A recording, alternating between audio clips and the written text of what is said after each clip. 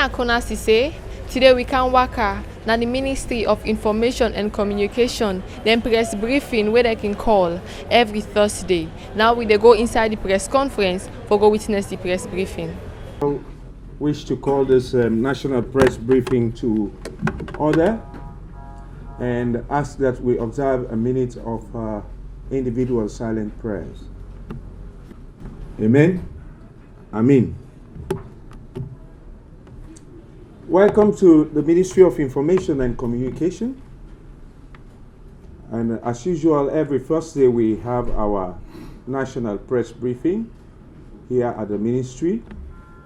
And our usual protocol, we'll begin with the updates.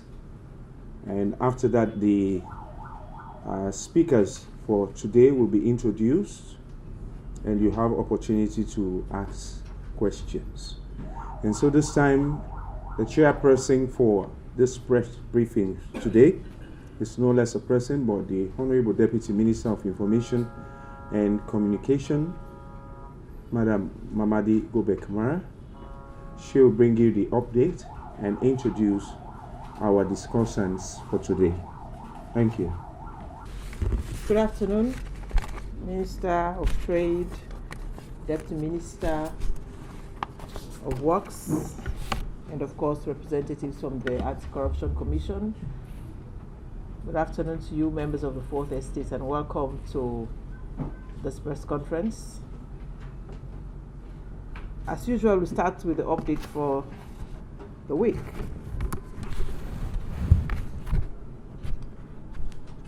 Last week, we informed you that the Ministry of Information held meetings with pressmen up in Makeni, and this week we will also be in Botloko and Lunsar tomorrow to engage members of the media and of course the public, so as to bring them up to speed on where we are as a government in terms of delivering on our mandate for the people of this country. So tomorrow we'll be in Botloko and Lunsar.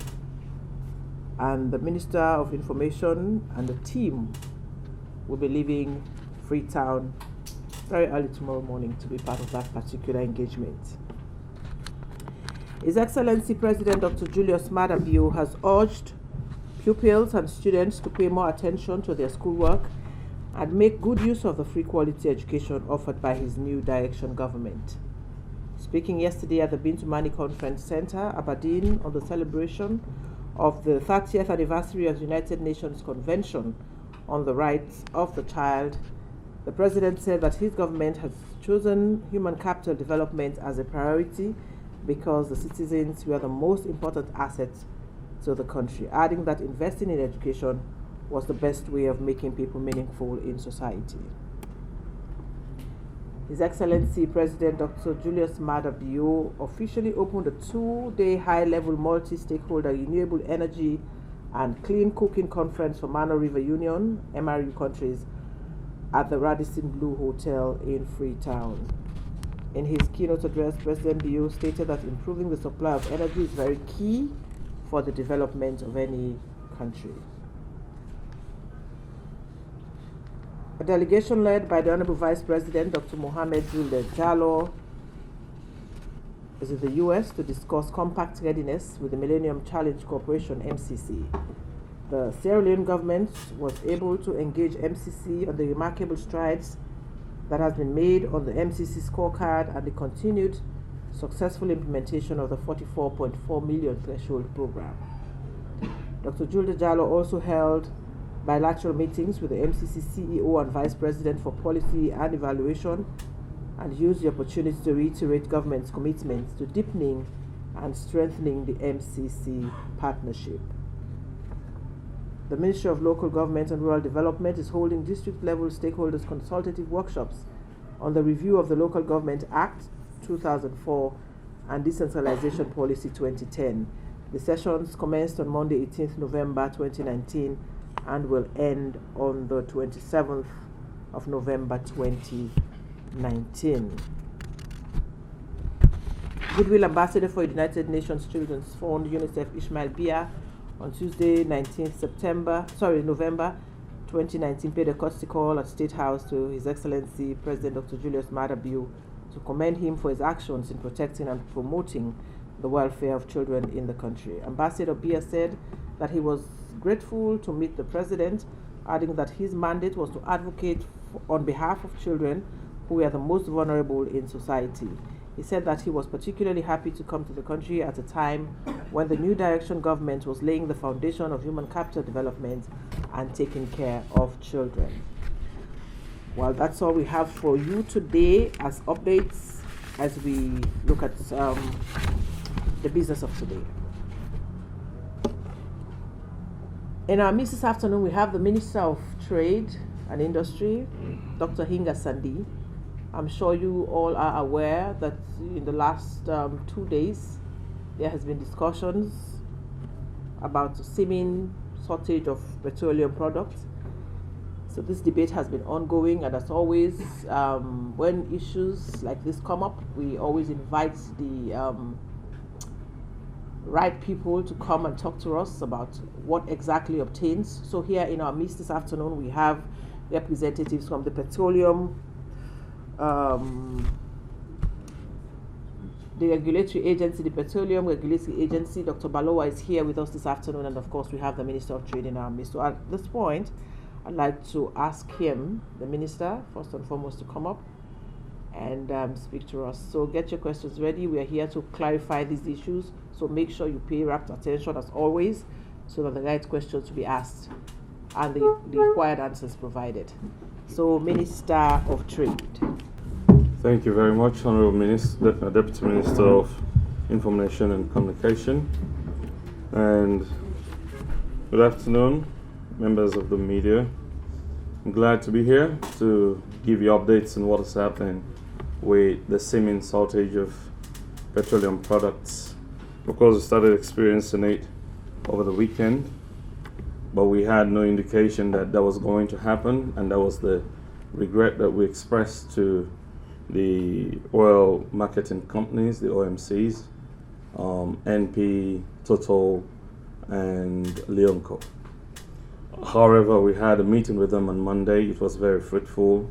They communicated a couple of challenges that they thought needed redress, and I acted very promptly to those challenges that they presented.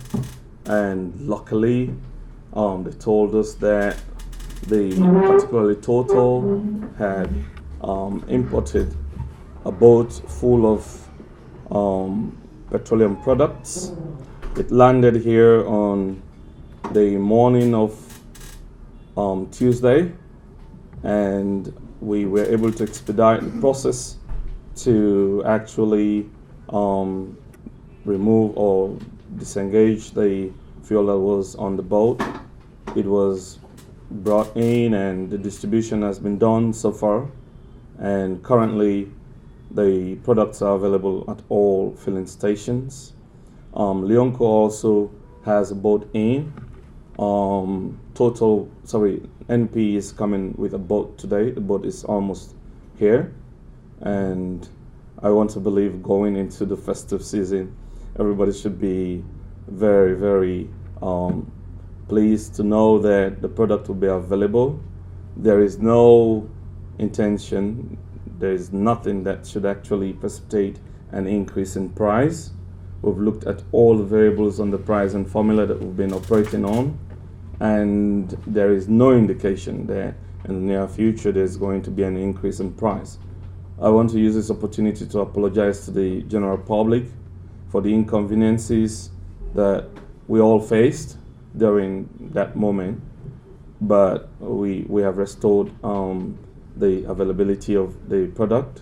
There are a couple of issues around some concerns, but I think I have always stressed the need to always engage, have dialogue between government and the private sector, so that, I mean, especially in a market like this, it's quite fluid, and any little event can cause some huge impact in the market. So, but by and large, our commitment to ensure that each time such issues come up, we're able to robustly address them and make sure that the product is available. I have with me here the director of PRA, and I'm speaking on his behalf. We are very, very firm on it. We have taken the necessary actions to ensure that whosoever, be it the OMCs or the dealers, try to hoard the product. We have provisions in the PRA Act that will make sure punitive measures are meted out. So on that note, Honorable Minister, members of the press, I want to give the assurance that as we progress into the festive season, we are going to be very proactive and to make sure that if there are any issues that should warrant a similar situation, we try to address it before it comes. Thank you very much. All right, thank you very much, Mr. Minister. Ladies and gentlemen, may I please ask us, because we normally ask you people to switch off your phones or put it on silence. So can we please continue with that mode of operating, please? All right, thank you. We also have in our midst this afternoon representatives from the Anti-Corruption Commission. As we all know, corruption has been a very disruptive factor to the growth and development of this country, and a lot has been going on in the fight against corruption. Quite recently, Parliament approved the Anti-Corruption Amendment Act of 2019. So we have in our midst members from the ACC. I'd like to invite the Coordinator of Operations, Emmanuel Kwe via Amara Esquire. So please come up and tell us more about this Amendment Act and, of course, the fight against corruption, the progress that we are making or we have made so far. A very good afternoon. As you may have been following, the Anti-Corruption Commission had put forth recommendations by way of suggestions for amendment to the Anti-Corruption Act of 2008, and the process had begun since last year, effectively. Recently, Parliament has actually passed the bill into law, and it now awaits presidential assent. A number of sections were actually amended. Prominent amongst those sections were sections 36 and 37. These are the misappropriation sections. And of course, section 78 was amended too. Section 85 was amended to actually give strength to protection of informants. And of course, section 89 was also amended to give the commission clear mandate to actually settle with suspects out of court, but not without making the fight against corruption, as it should be. That's to say, if you settle out of court, you still have penalties. What it is that may have been investigated and which would have found to have been misappropriated, you will pay that one and pay at least, not less than 10% interest on what you may have been misappropriated, and then you hold yourself from, you preclude yourself from holding a public office for a period not less than 3 years. And of course, there is also now the provision of trial in absentia. So if you were if you were charged to court by the Anti-Corruption Commission and you were not within the jurisdiction and notices were served and efforts were made to actually get you and it could not be found, what will happen is that we'll approach the court by an ex parte application, and once the order was granted for trial in absentia, we'll proceed with trial in absentia. And that provision also allows for the defendant or the accused person to come to court and make his or her defense, but not after the close of the prosecution's case. And we also have the opportunity now as a commission to appeal against sentence. So if a sentence in our view of a convict were less than what we expected, would appeal, using the procedures for appeals in the country, the Court of Appeals rule. Section 97 was also amended. Section 119 was amended to actually now bring more administrative sanctions for failure to declare your assets as a public officer. It also now gives mandates to the commissioner to determine the class of people that would declare their assets, and it has expanded the period of declaration from annual to biannual. And it has also shortened the period of exit declaration from 1 year to 3 months. 127 also is the one that has to do with obstruction. The punishment there has been amended. And the 130 is the omnibus increase of penalties. So all those offences for which the penalties were 3 years, we are not less than 3 years, have now been increased to not less than 5 years. And those for which the fines were not less than 30 million have now been increased to not less than 50 million. And of course, at section 128, the amendment was to actually clearly say what was conspiracy and make it an offence. And of course, an academic malpractice offence was created in clear sense. Ladies and gentlemen, as a commission and as a people of Sierra Leone, we actually are mindful of the fact that the fight against corruption cannot be without the support of you and every Sierra Leonean. And when we talk about wills, we now are actually disaggregating the wills. When we talk about political will, it cannot be basket. We have the presidential will, we have the parliamentary will. Well, we've enjoyed the parliamentary will as a commission in recent times, and the will from Parliament, by our estimation, is up to about 70% now, which is a clear pass. On the bill, I'll await your questions. Thank you very much. Thank you very much, Mr. Amaya. Today we also have in our midst the Deputy Minister of Works and Public Asset. Now, the ministry just concluded a retreat on feeder roads in Bo, and that retreat attracted representatives from the Road Maintenance Fund, Authority, local councils, paramount chiefs, representatives from SLRE and consultants in the road sector. Now, the minister is here to tell us about that. The deputy minister is here to tell us about the retreat, the outcome of that retreat, and also the value that it will add to what obtains in our road sector. Thank you, Mr. Minister. Please take the podium. Good afternoon, ladies and gentlemen. I bring you greetings from my minister, Mr. Peter Bayuku Conte, and the leadership of the ministry.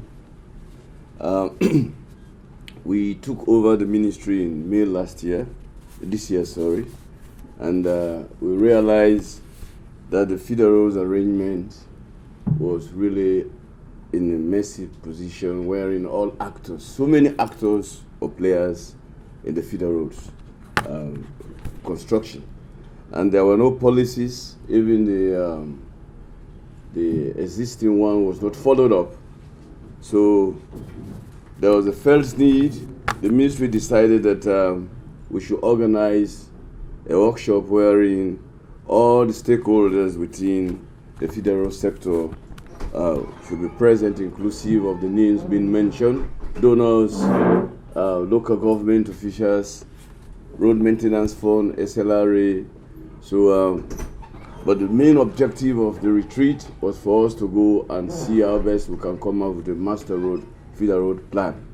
And we were there in Bo at the Galines Paradise, a 3 days retreat, and basically inclusive of consultants, paramount chiefs, local council representatives, and we arrived at the following action points, which I will briefly tell you. One of the action points was harmonization of the transport-related laws in Sierra Leone.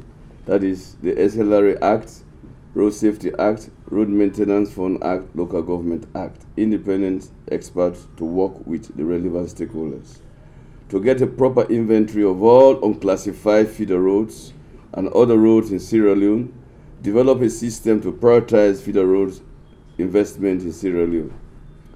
Finalization of terms of reference for updating and revision of the National Feeder Roads Policy. Piloting the community-inclusive performance-based contracts for maintenance of feeder roads. Develop specific timelines for ongoing and planned feeder roads projects. Develop a pavement rating system for gravel/feeder roads in Sierra Leone. Drive the establishment of the axle load policy, including stakeholder mapping and dissemination. Then dissemination of the accepted feeder roads design and maintenance manuals, training of contractors on use of the manuals. Formation of feeder roads committee and development of terms of reference for the committee.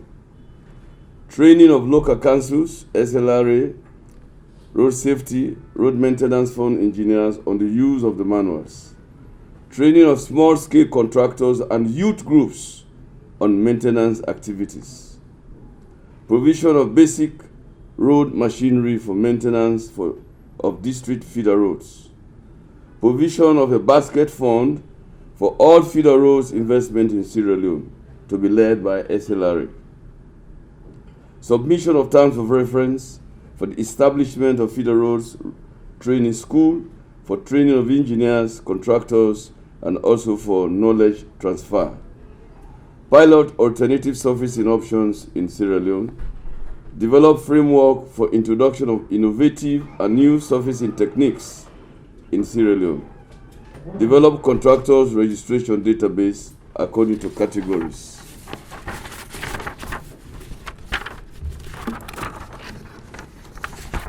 Ladies and gentlemen, in short, these were the action points of and recommendations from the Federal 3 days retreat.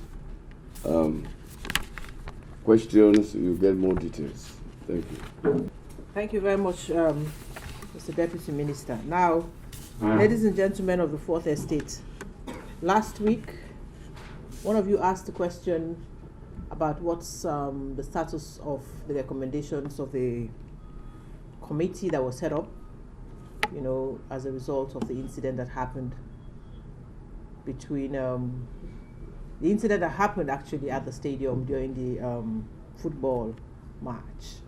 And just yesterday, somebody sent me a message suggesting that even though there has been reports, the recommendation from the committee set up, that we are yet to act on the contents of that recommendation. So quickly, as an update, let me just tell you where we are. Well, outcome of the investigation based on what was handed over to us by the committee that was set up. Remember, we decided to set up a committee to investigate that incident. So there is no way the committee will come up with recommendations and we turn a blind eye to what was recommended by that committee. Now, the Minister of Information and Communications on behalf of government apologized here to the victims and all those affected as a result of that particular incident. That apology was tendered here. Also, letters were sent to all stakeholders. Remember, there was a committee set up and the committee came up with their findings and made recommendations to us. So we as a ministry are obliged to go by the recommendations as set out by that committee. So letters have been sent out to all stakeholders, MDAs and institutions, including the Presidential Guard Force Command, the SLP, Ministry of Sports, Stadium Management, SLFA, SLAG, SWASL, to take appropriate measures as profiled by the recommendations of that investigation committee. Now, victims were also requested to come forward with their certified medical claims and other related claims for onward disbursement and reclaim of property. So this is where we are. As we speak, Corporal Weaver has been removed from the Presidential Guard Force. The Ministry of Sports, SLAFA and Stadium Management are in discussions with the SLP to have a permanent police post at the stadium. That was a recommendation from the committee. ONS, in collaboration with the relevant security sector partners, are putting modalities in place for routine training programs for presidential security guards on the recommendations of the investigations committee. The victims, like I mentioned earlier, were asked to come forward with their certified medical claims. Up till now, we have not received it, so we are still waiting on them to bring forward their certified medical bills and claims so that we can do the necessary disbursement. Stadium management is putting modalities in place for the rehabilitation of the Shaka Stevens Stadium, including the commentary booth, but no time frame was given for this particular recommendation. But that is what was contained in the document, that the management of stadium should do rehabilitation to especially the booth, the commentary booth, where our colleagues had that situation. SLAG and SWASL are yet to write or advise their members to be putting on press jackets for public functions, especially sporting events.